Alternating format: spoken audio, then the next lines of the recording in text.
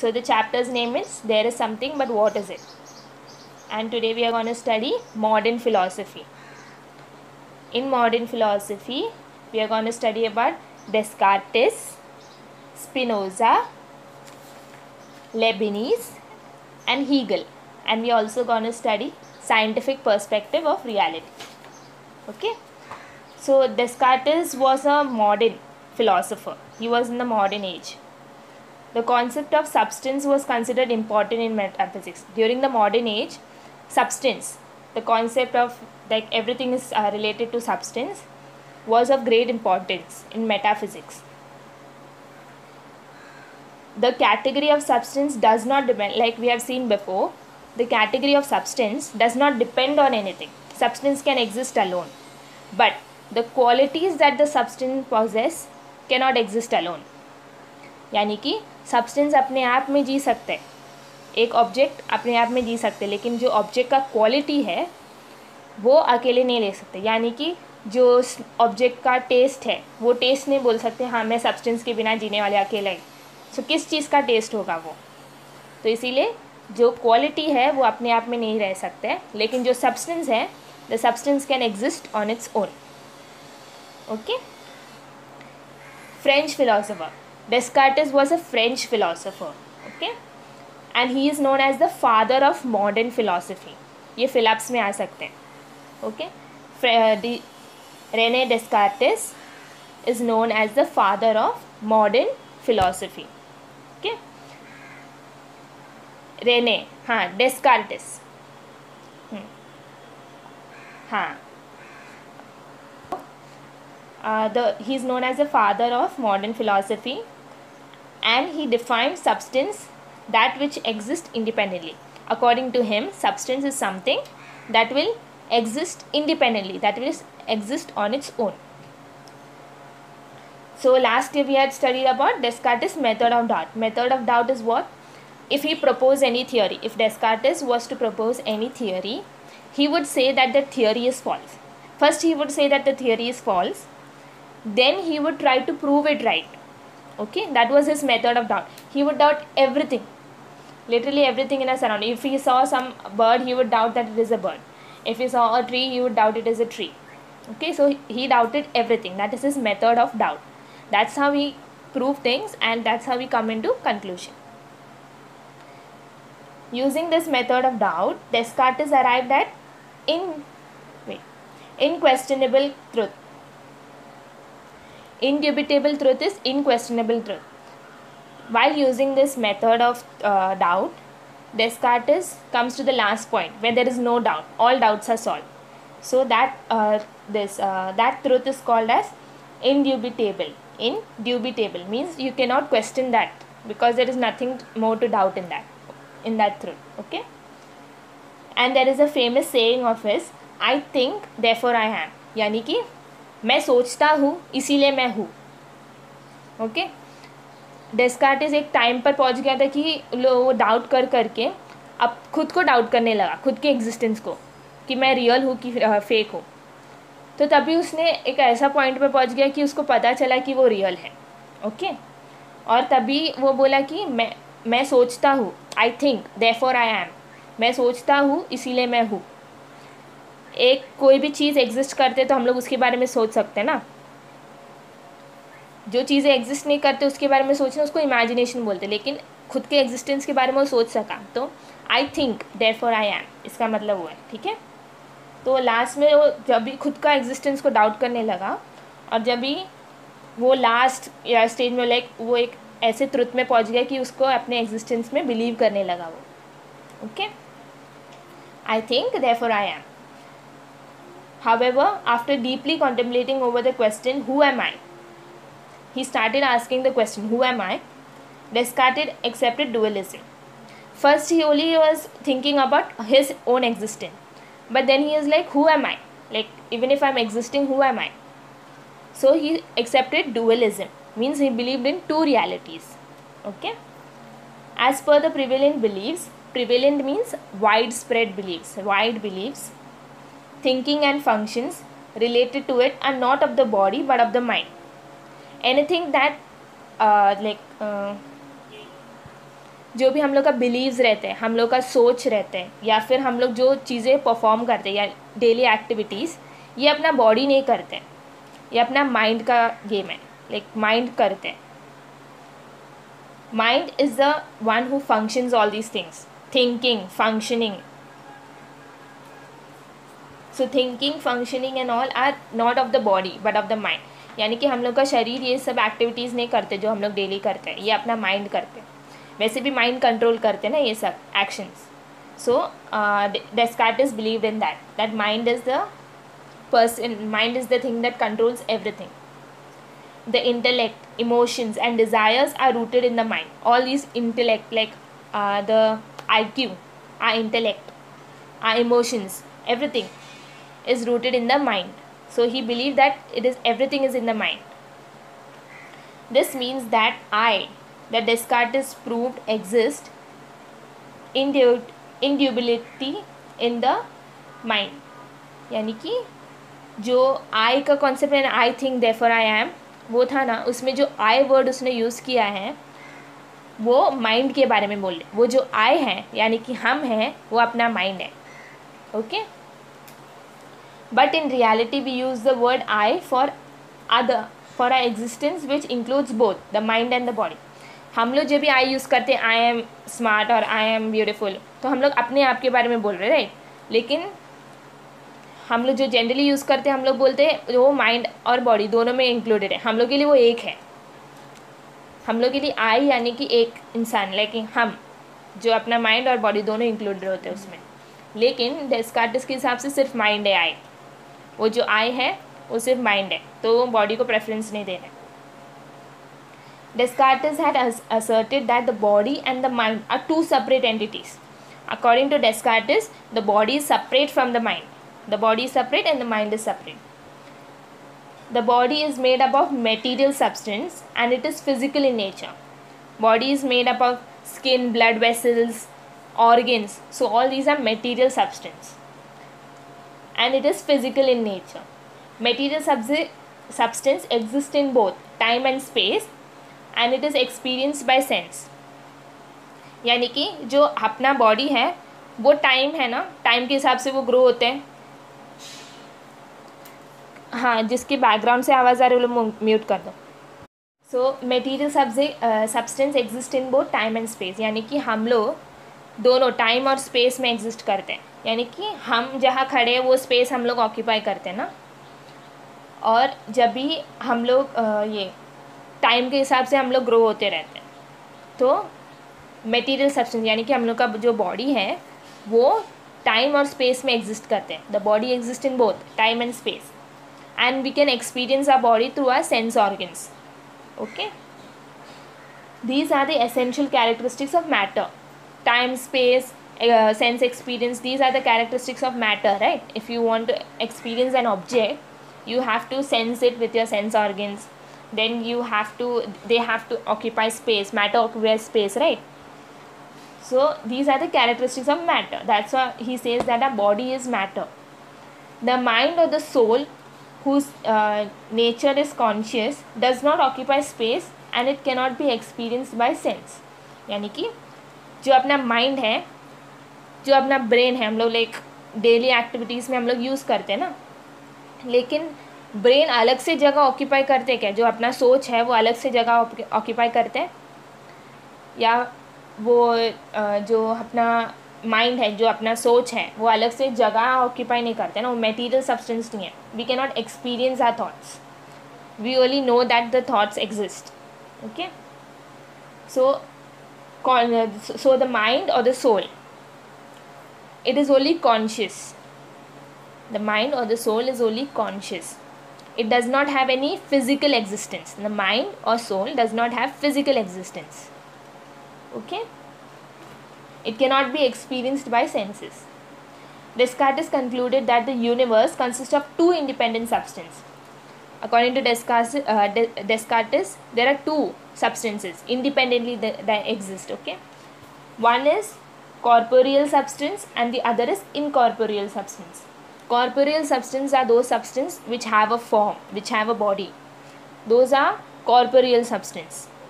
And incorporeal substances are substance that do not have a form. They don't have a color, shape, smell, or we cannot experience it.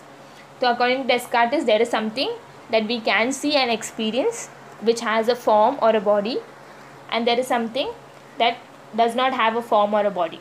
So corporeal and incorporeal substance. Okay.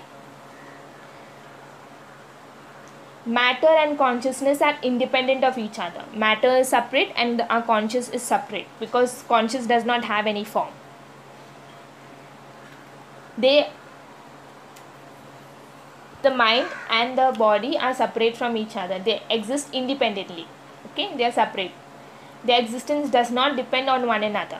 Even if mind doesn't exist, your body will exist. It's like that. So they do not depend on each other.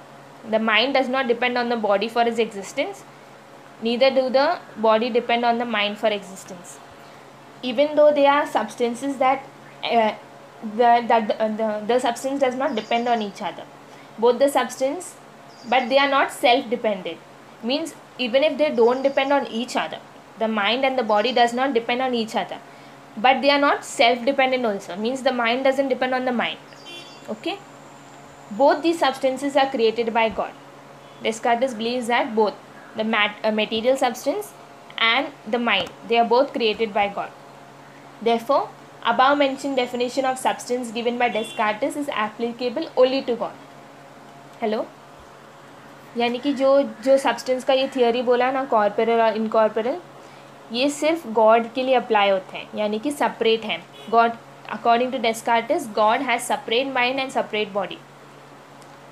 Okay, so the above mentioned theory is only applicable to God, not for humans. For us, body and soul is like our mind and body is connected. They are dependent on each other. But for God, his mind is independent from his body. Okay. But in the world created by God, we can call matter and consciousness as substance in a limited sense because their existence doesn't depend upon each other. In this world, we can say that the mind and the body are dependent, like they are somewhat dependent. We can only use it somewhat, means only like a 40% or 30% dependent on each other. Okay. And Descartes' metaphysics advocates dualism and realism. He's a realist. Whatever he sees in the world, he believes in that. So he is a dualist, means he believes in two realities, and he is a realist, means he believes in whatever is real, whatever he can see and experience. Spinoza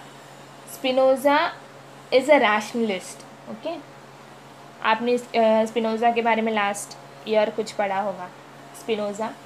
Okay, so Spinoza is a rationalist.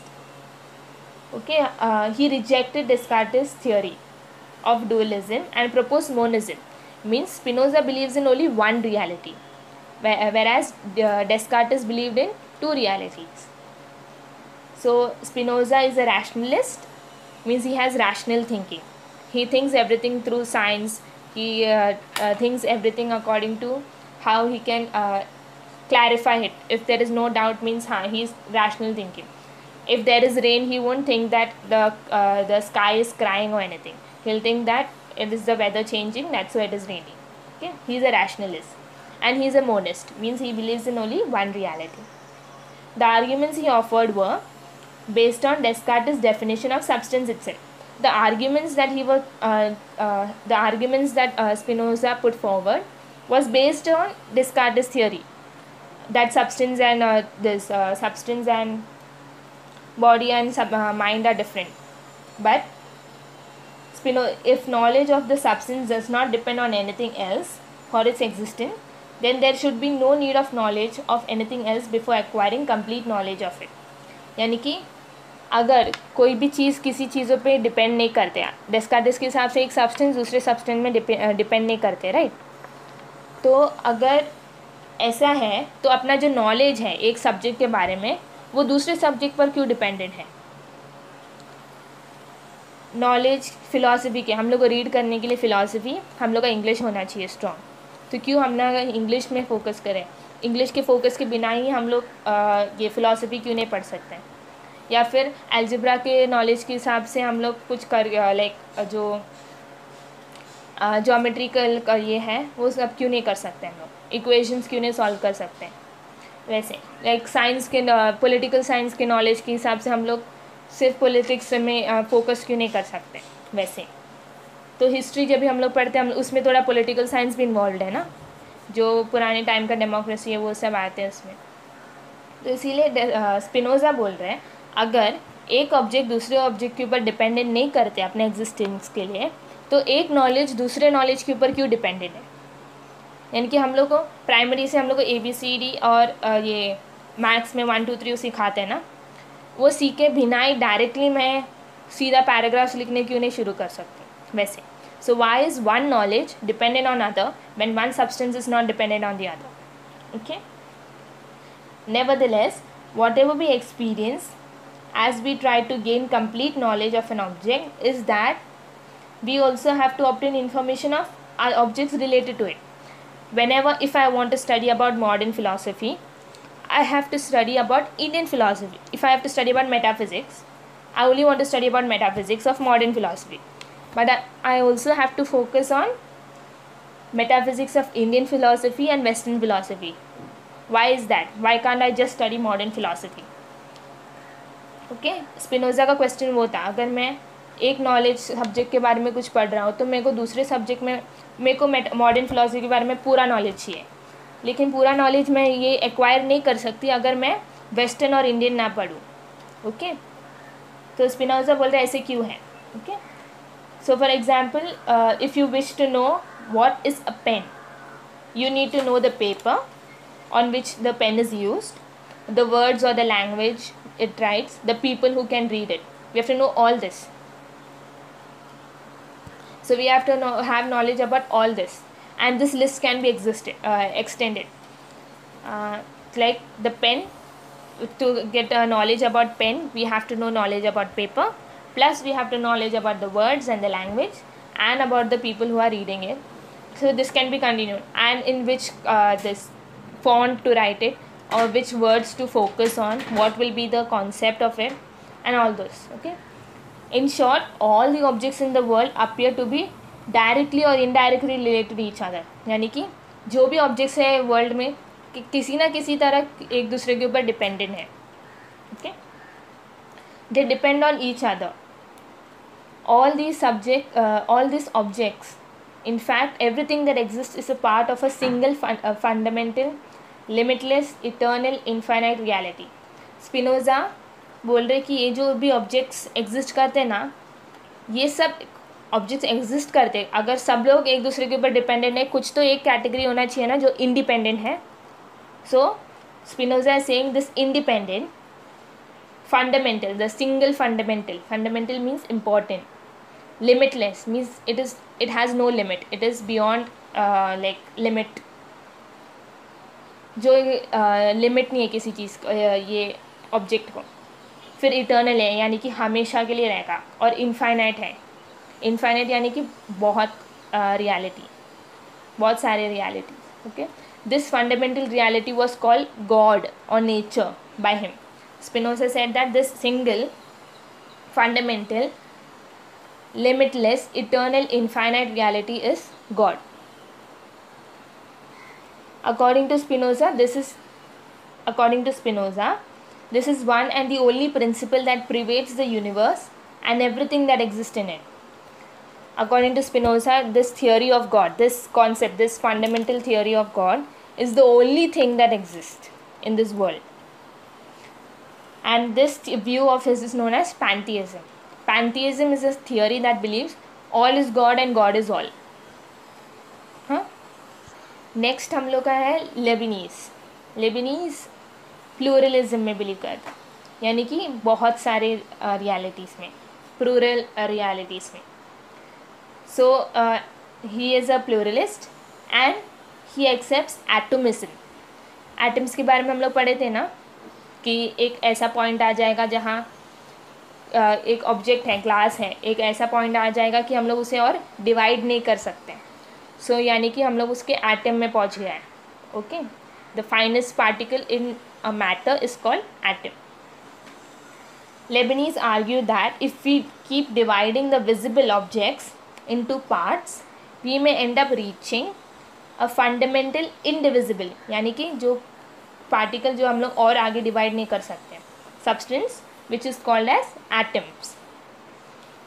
These atoms are neither completely material nor physical in nature. These matter which we see around us, they are not completely physical. This atom is not completely physical, यानी कि पूरा physical form में नहीं है वो. Neither is it completely material. Material भी नहीं है पूरा और physical भी नहीं है पूरा.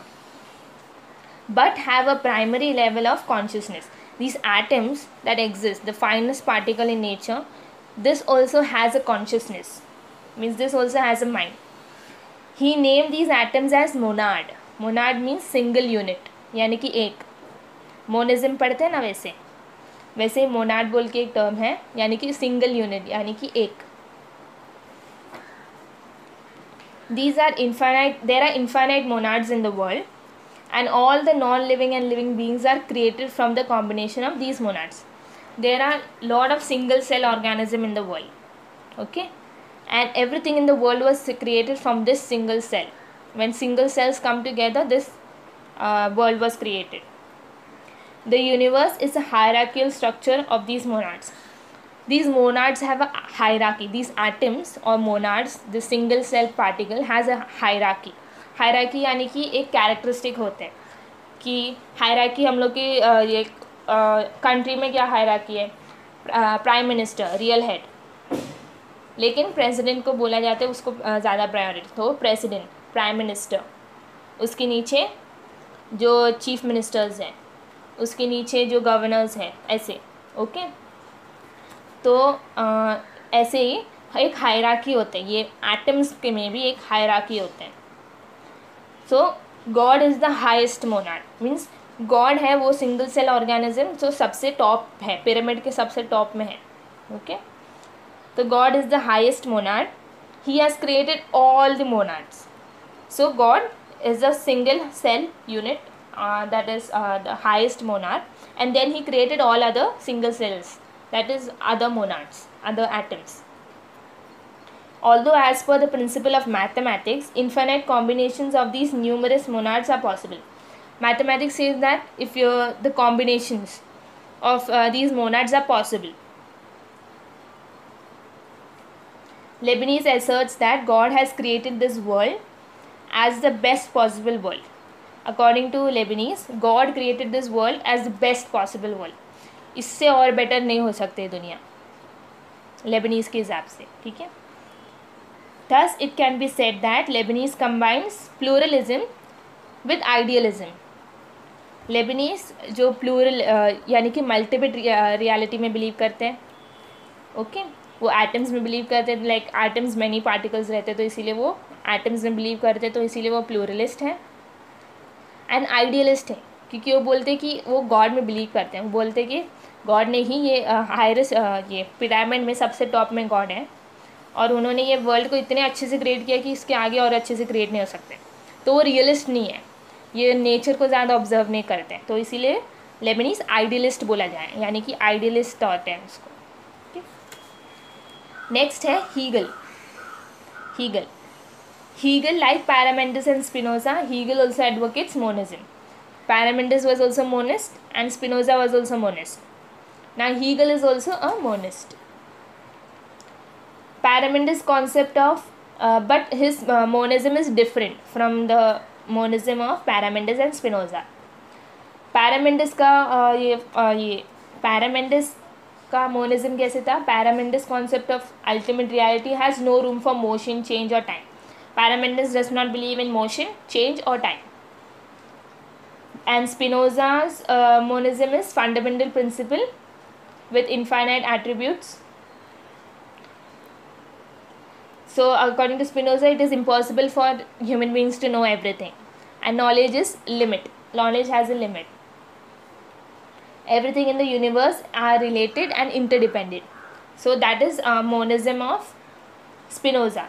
Now Hegel also believes that the entire universe is created from this principle.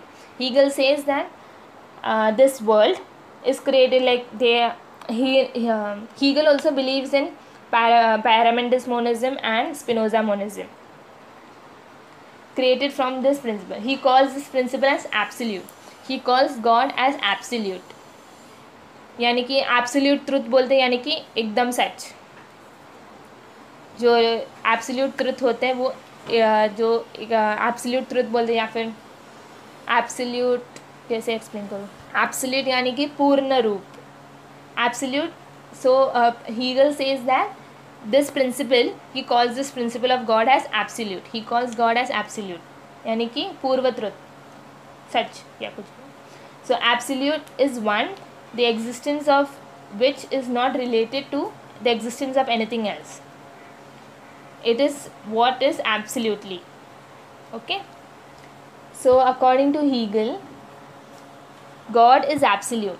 He does not depend on anything else. So this term absolute is used as a replacement for the word God. Okay. So according to Hegel, the existence of God does not depend on anything else.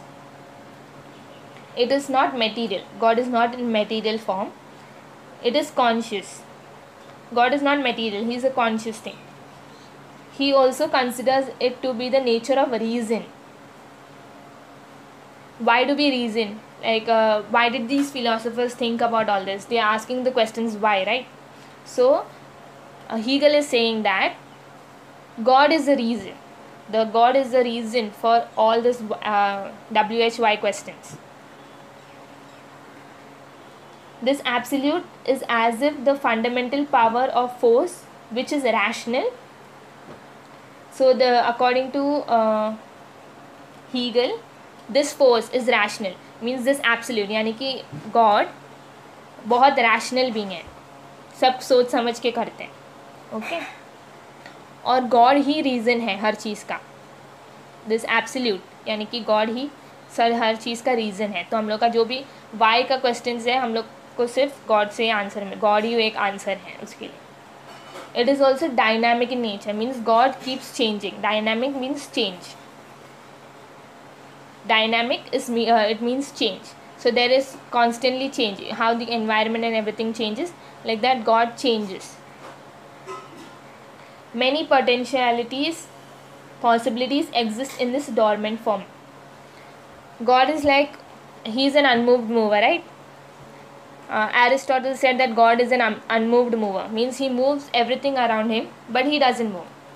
So that is called the dormant state. When you move slowly or when you don't react to anything, जैसे zombies होते हैं ना, वैसे उसको dormant form बोलते हैं. Many possibilities mean यानी कि हर बहुत सारे possibilities हैं और बहुत सारे potential है. ये एब्सोल्यूट बीइंग को बहुत सारे पोटेंशियल, यानी कि बहुत कुछ कर सकते हैं एब्सोल्यूट बीइंग, और बहुत सारे पॉसिबिलिटीज़ है कि एब्सोल्यूट बीइंग ऐसे हो सकते हैं, वैसे हो सकते हैं, वैसे बहुत पॉसिबिलिटीज़ है. The aim of this absolute is to realise itself by actualizing all the potentialities. The aim of this absolute being, the aim of God is that to aim of God is to realize that realize that he is God, and to work out all the possibilities. That is the aim of God or absolute. It is the process that the universe is manifested. God was trying his best possible way. That's how the universe came into formation. That's how he created a whole big world. It is this process that the universe is manifested. The absolute manifests itself in the form of matter, and the universe evolves gradually. The absolute यानी कि God अपने आप को matter से form करते हैं और वैसे ये यूनिवर्स बनते हैं. This evolution या फिर this is how the world evolve means they change or grow. This evolution has specific pattern. There is a pattern for this evolution. Like in history we study about human evolution, right? We were like monkeys or apes before, then we formed into became civilized man. Okay, so this evolution has a specific pattern. There's a pattern. This is known as dialectics. डायलेक्टिस यानी कि जो investigate करते हैं ना truth के बारे में, उसको डायलेक्टिस बोलते हैं। An art of investigating truth of opinions. जो एवोल्यूशन हुआ है ना ये पैटर्न में, इसको जो एवोल्यूशन का पैटर्न होता है, ट्रुथ के बारे में जो एवोल्यूशन है उसका जो पैटर्न होते हैं, उसको डायलेक्टिस बोलते हैं। डायलेक्टिस यानी कि it is an art of investigating truth of opinions, यानी कि ट्रुथ के बारे में इन्वेस्टिगेट करने वाला जो रास्ता होता है ना, उसको डायलेक्टिस बोलते हैं। It means that from the conflicts of to opinions और principal another better principle emerges। यानी कि जैसे अगर डेस्कार्टेस और स्पिनोजा अपने ओपिनियंस को ऑपोजिट हैं, लाइक वो लोग एग्री नहीं करते, तो दोनों में से दोनों आर्ग्यू कर करके एक ओपिनियन में पहुंच जाएगा, लेकिन वो जो एक ओपिनियन में पहुंचेगा कोई और उसको अपोज करेगा। ओके, तो वैसे तो अगर डेस्कार्टेस और स्पिनोजा झगड़ा कर रहे हैं, तो और लोग में से कोई एक जीता, तो सोचो कि स्पिनोजा जीत गया, तो स्पिनोजा एक का थियोरी को अपोज करने लेबनीज़ आएगा। ओके, और लेबनीज़ का थियोरी को फिर स्पिनोजा और लेबनीज़ के बीच में झगड़ा होगा। उसके बाद जो कोई भी एक जीता, सोचो कि लेबनीज़ जीत गया, तो उसके बाद लेबनीज़ से हीगल झगड़ा करेगा वैसे। इसको डायलेक्टिस बोलते हैं। यानी कि जब भी हम लोग जो ओपिनियंस, एक ओपिनियंस के साथ दूसरा ओपिनियन लाइक कॉन्फ्लिक्ट रहते हैं, एक झगड़ा होते हैं, और उसके बाद ऐसे झगड़ा कर करके एक ना एक दिन एक यूनिवर्सल लॉ फॉर्म होते हैं। Okay, so it means that from the conflicts of two opposite principle another better principle emerges. A principle opposite to the third one emerges, and there is again a conflict between the two, giving rise to a new principle. According to this pattern, ये pattern dialectics जो spinner ये Hegel बोल रहा था, according to this pattern Hegel believes that the universe keeps evolving. So Hegel के हिसाब से ultimate truth तक पहुंचने के लिए हम लोग ऐसे ही आर्ग्यू करते रहना पड़ेगा, बिकॉज यूनिवर्स हमेशा इवॉल्व होते रहते हैं। नेक्स्ट हम लोग लास्ट ये चीज़ ख़त्म करें, वो साइंटिफिक पर्सपेक्टिव है। Okay, since ancient times humans have tried to understand the world around them. Humans are very curious about the world around them. The world is filled with many objects. Is there any similarity between the object?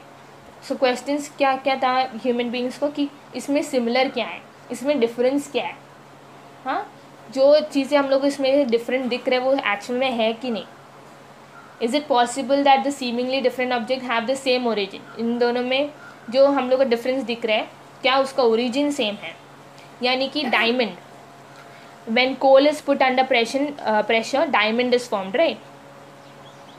So diamond का ये जो क्या बोलते crystal form होता है, जब भी coal is put under pressure crystal is form. So ये ओरिजिन सबका डिफरेंट दिखते हैं दोनों ऑब्जेक्ट, लेकिन क्या इसका ओरिजिन सेम है? तो so the answers to these questions were sought in different veg.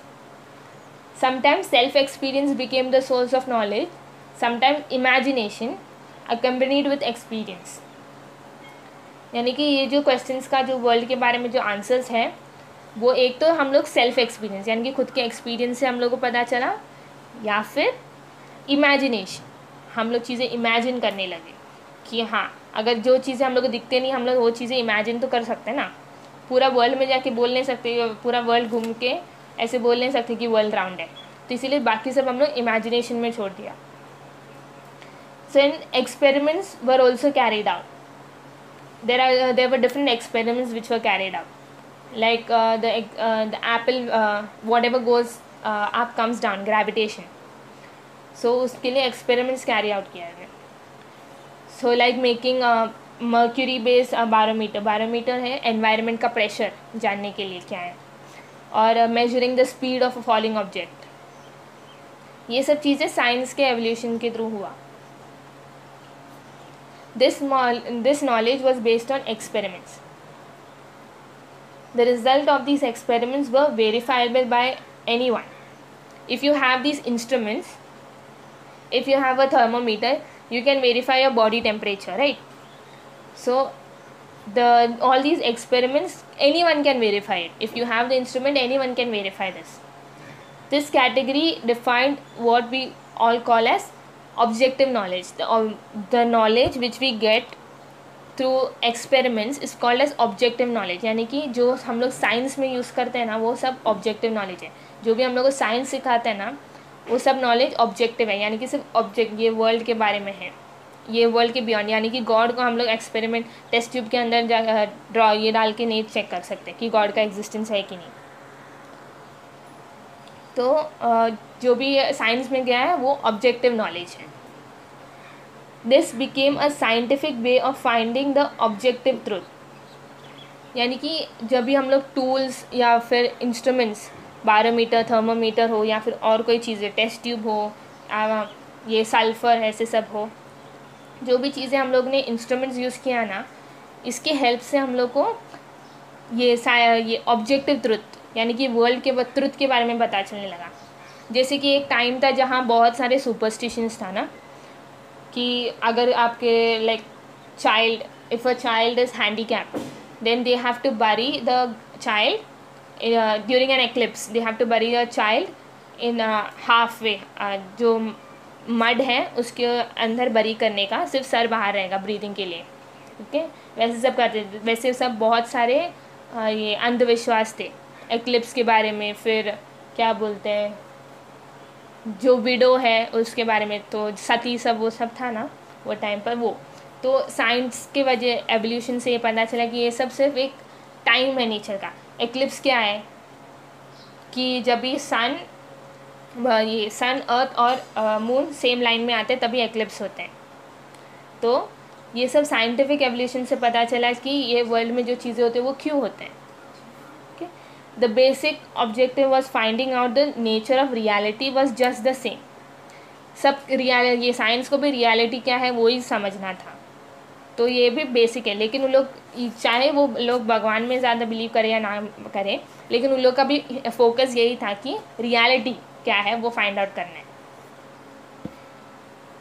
As science progress the quest obtain more precision. Answer to one question gave rise to a new question while trying to understand nature of reality at macro level. It appeared that things happen quite differently in micro or atomic level. So जब भी ये science questions एक question का एक answer लेके आए तो दूसरा नया क्वेश्चन आ जाते हैं। ओके, तो जब भी ये साइंस रियलिटी के बारे में whole scale, large scale level में सीख रहे थे साइंस, लेकिन उन लोग को पता चला कि जो चीज़ें हम लोग को लार्ज स्केल में दिखते हैं उसके अलावा भी एक रियलिटी है।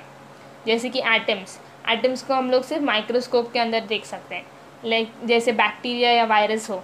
ओके, तो साइंस को पता चला जब भी हम लोग ये पूरे वर्ल्ड को देख रहे थे लार्ज स्केल में, वो स्मॉल स्केल यानी कि माइक्रो में जो हो रहा था वो हम लोग नहीं देख रहे थे। तो उससे माइक्रोस्कोप का इन्वेंशन हुआ कि लोग सबसे स्मॉलेस्ट पार्टिकल के बारे में जानना चाहते थे। It was not possible for every new entity and phenomenon that was found out to have any name from the beginning. ये जो चीज़ें जैसे जैसे टर्म्स रहते हैं, microscope, nucleus, electrons, protons, hydrogen, oxygen, ये सब वर्ड्स कहाँ से आए? तो ये सब चीज़ों के लिए वर्ड्स ने पहले एक टर्म नहीं था। ओके, जो भी चीज़ें ये दुनिया में, इसके लिए एक टर्म नहीं था, टर्मिनोलॉजी वॉज नॉट देयर, इसके लिए कुछ नाम नहीं था, पहले से नाम नहीं था। ये ऑक्सीजन, हाइड्रोजन, ये सब नाम वो ऑब्जेक्ट्स को पहले से नहीं था।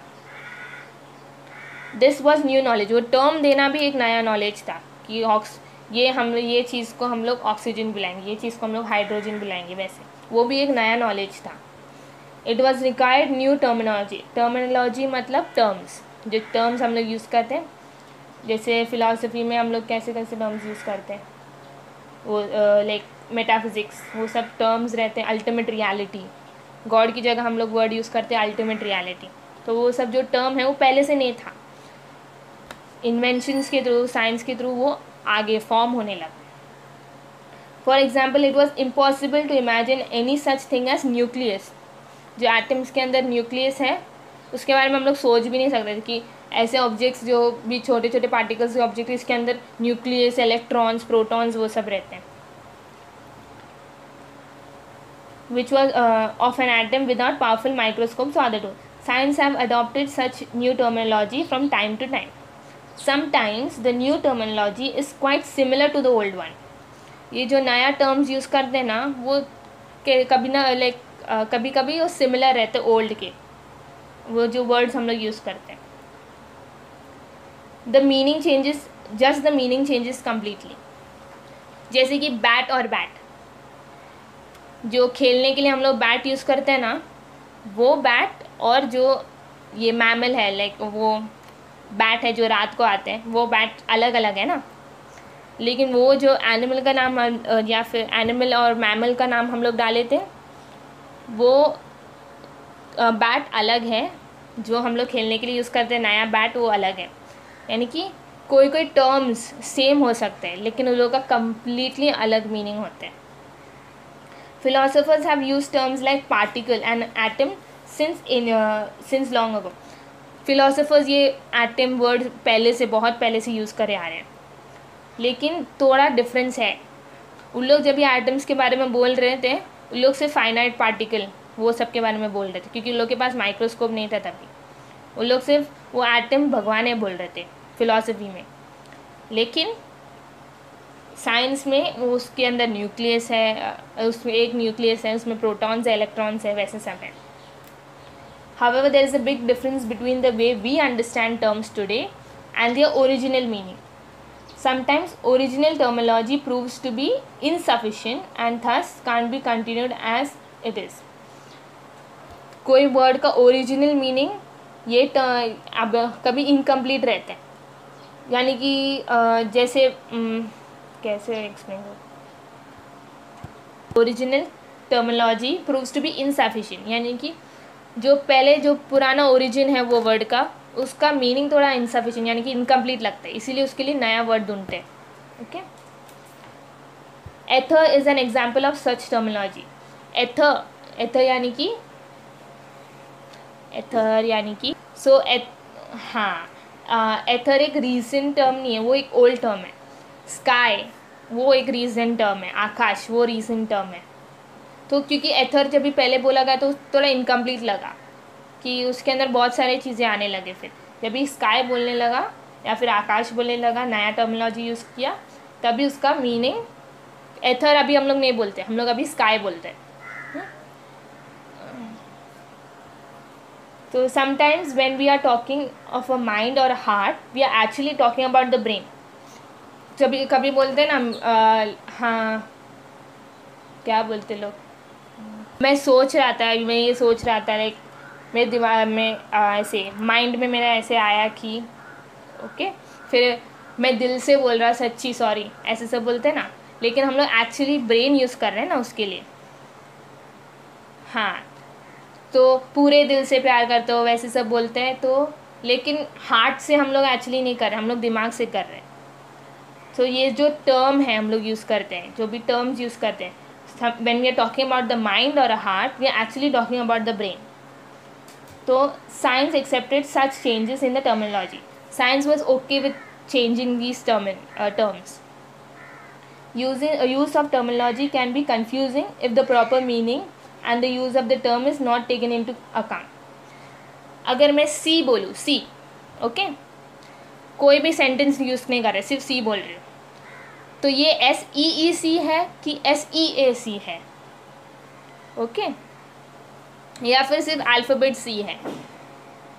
तो साइंस बोल रहा था कि अगर हम लोग ये जो टर्म्स हम लोग यूज़ करते हैं वो बराबर से यूज़ नहीं किया ना, तो उसका मीनिंग बदल जाते हैं.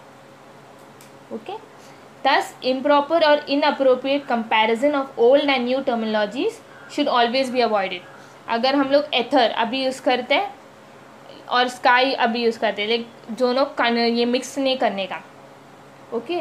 अगर मिक्स करेगा तो उसका मीनिंग बदल जाता है. तो साइंस बोला है कि इम्प्रॉपर यूज़, यानी कि कोई भी टर्म को हम लोग बिना उसका मीनिंग जाने यूज़ नहीं करने का. ओरिजिनल मीनिंग होगा, आपको पता होगा, लेकिन उसका अभी का मीनिंग अगर आपको नहीं पता है तो यूज़ नहीं करने का. So how does science address the question of what is in today's time? Universe is made up of particles such as atoms and molecules, ions वो सब यूज़ करते हैं. The very existence of particles give rise to various forces between them. जैसे gravitational force, magnetic force, ये particles exist करते इसीलिए ये सब फोर्स आया ना. ग्रेविटेशनल फोर्स क्या है? जो ऑब्जेक्ट ऊपर जाते हैं वो नीचे आते हैं. क्यों आते हैं? अर्थ के पुल की वजह से. अर्थ उसको खींचते नीचे, सो उसे ग्रेविटेशनल फोर्स बोलते हैं. इलेक्ट्रोमैग्नेटिक, अगर नॉर्थ पोल और साउथ पोल साथ में आए तो वो लोग, north pole attracts the south pole, opposite poles attract. वैसे these forces influence properties of matter. Different processes that occur in nature as well as growth and behavior of living organism. ये जो भी फोर्सेस है ना ये world में, gravitational force हो या मैग्नेटिक फोर्स हो, ये सब भी हेल्प करते हैं वर्ल्ड को चेंज करने या फिर मैटर को फॉर्म करने. और डिफरेंट प्रोसेस जो नेचर में होते हैं, growth and behaviour of living organism, ये सब हर चीज़ में ये फोर्स, एक फोर्स है वो डिपेंडेड है. The machines and gadgets that we make and use also function according to these forces. Phone में मैग्नेट रहते हैं ना पीछे, जो भी मशीन्स हम लोग यूज़ करते हैं ना, इस सब में भी ये फोर्सेस, यानी कि ग्रेविटेशनल फोर्स हो या फिर मैग्नेटिक फोर्स हो, ये सब फोर्सेस के थियोरी यूज़ किया जाता है. वैसे ये गैजेट्स फॉर्म होते हैं. Thus, it is important to understand the law of nature and their effects on human life. It is very important to understand the law of nature and how it works in human life. If there was no gravitational force, then it is okay to jump from a building. But because there is a gravitational force, you shouldn't jump from a building. You'll hurt yourself, right? So, it is very important to know the laws of nature. The law, यानी कि gravitation, law of motion या फिर Newton's law, वो सब जानना ज़रूरी है. Motion of particles is what we call energy. when this objects or particles move, that is energy. The energy to get up in the morning is the energy when the particles in our body are moving. That gives us the energy to get up in the morning. Okay. Today science explains the nature of reality in this terminology. This is just a brief introduction. Many branches of science are seeking to find out nature of reality. Not just philosophy and science, there are other branches that are trying to figure out the reality using logic or using politics या फिर using history. They are trying to find out reality. They also call this as universe. But when all subjects are trying to find out, there will be differences in the opinions between two subjects, right? जैसे कि history बोलते हैं कि man का evolution कैसे हुआ, वो लोग एप्स थे, लाइक मंकीज थे, उसके बाद इवॉल्व हो के मैन बना. साइंस के हिसाब से पहले हम लोग एक सिंगल सेल ऑर्गेनिज्म था, पानी से हम लोग फॉर्म हुए, सिंगल सेल ऑर्गेनिज्म था, उससे हम लोग मल्टीपल ऐसे मल्टी सेल्स ऑर्गेनिज्म में बन के फिर हम लोग का ह्यूमन बॉडी फॉर्म हुआ. और जो होली बुक्स के हिसाब से है कि गॉड या फिर फिलॉसफी के हिसाब से गॉड ने हम लोग को ये वर्ल्ड को बनाया. फिर एक और थियोरी था कि ये अर्थ कैसे फॉर्म हुआ, एक जो सन में से एक फायरबॉल निकला और ये अर्थ फॉर्म हुआ. तो वैसे अलग अलग थियोरीज़ हैं रियलिटी के बारे में. लेकिन कुछ ऐसे थियोरीज़ है जो यूनिवर्सल लॉ है, यानी कि यूनिवर्स में सब लोग उसे एक्सेप्ट करें. जैसे कि ग्रेविटेशनल फोर्स का लॉ है, लॉ ऑफ रिपल्शन है, नॉर्थ पोल को साथ में नहीं लेके आ सकते. वैसे सब वो जो भी साइंस में हम लोग ने, साइंस का प्रॉफिट यही है कि जो भी लॉ बना है या फिर जो भी थियोरीज़ बना है ना, वो पूरे वर्ल्ड, यानी कि वो यूनिवर्सल लॉ है, पूरा वर्ल्ड उसको एक्सेप्ट करते हैं. Okay, so they are also called as universal law. Knowledge of this law is the greatest achievement of science. Science का सबसे अच्छा अचीवमेंट क्या है कि जो लोग ने थियोरीज लोग ने लिखा है वो पूरा वर्ल्ड एक्सेप्ट कर रहे हैं. ओके, वो है अचीवमेंट साइंस का. फिलॉसफी में एक जन का ओपिनियन दूसरे जन से अलग रहता है, लेकिन इसका मतलब ये नहीं कि लोग सही है और इसका मतलब ये भी नहीं है कि लोग गलत है. ओके, लेकिन साइंस में ऐसे है कि साइंस चीज़ें एक्सपेरिमेंट के थ्रू प्रूफ देते तुम लोग के हाथ में कि हाँ ये, तो इसीलिए वो वर्ल्ड एक्सेप्ट करते हैं उसको. ओके.